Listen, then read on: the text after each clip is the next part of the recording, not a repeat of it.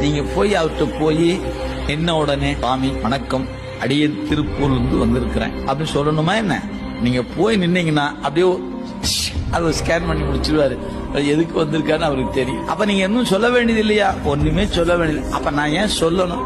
எனக்கு ஒரு ஆதங்கத்துல நான் சொல்றேன் என் குறையெல்லாம். சாமி கொஞ்சம் ஏன் சொன்னாதான் கேட்பாரு, சொல்லினாலும் கேட்பாரு. கேட்டு ஆறும் அறியாதான். அவன் சொல்லி அறிபவன் அல்லங்க, கேட்டு அறிபவன் அல்ல.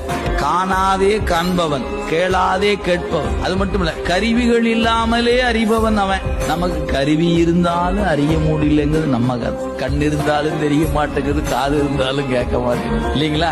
இது நம்ம கேஸ். அவருக்கு இல்ல, கண்ணே இல்ல காண்மா, காதே இல்ல கேட்பான். அப்படிலாம் உண்டா? ஆம். அதனாலதான் அவன் கருவிகளை கடந்து நிற்பவன். அது அவனுக்கு இலக்கணம். எனவே அவன் யாரு? அறிந்தாங்கு அறிபவன். அப்படின்னு மறத்தல் இல்லாது இருப்பவன்.